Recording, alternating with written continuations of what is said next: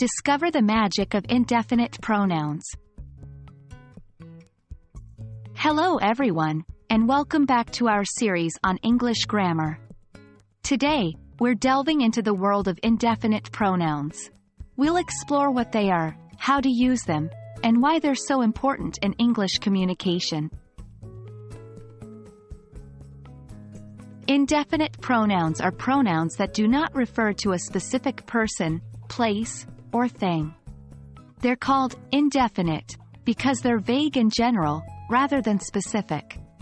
Common indefinite pronouns include words like everyone, someone, nobody, and everything.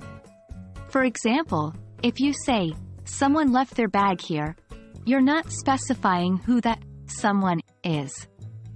The pronoun someone is indefinite. It could be anyone. One key point to remember is that indefinite pronouns can be singular or plural, and this will affect the verb form you use. Singular indefinite pronouns include words like anyone, everyone, no one, and someone.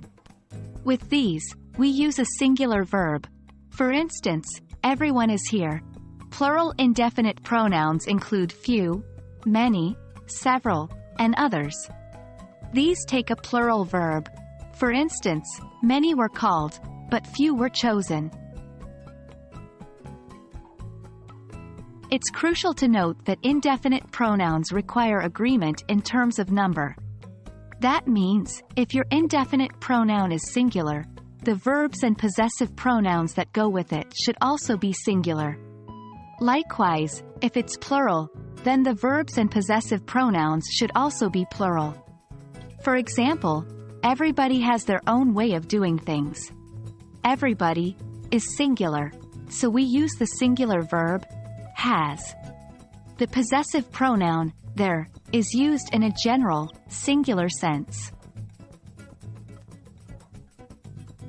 Finally, it's important to use indefinite pronouns correctly. Remember, they do not refer to a specific person, place, or thing.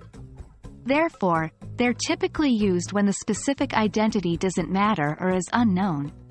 For instance, someone has eaten the last slice of cake. Here, the identity of the cake eater is unknown. The focus is on the action, not who performed it. That's a quick guide to indefinite pronouns. Remember, they're a powerful tool for keeping your language general and non-specific.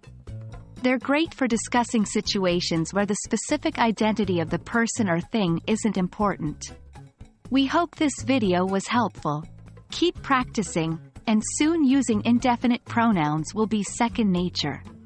See you in our next lesson.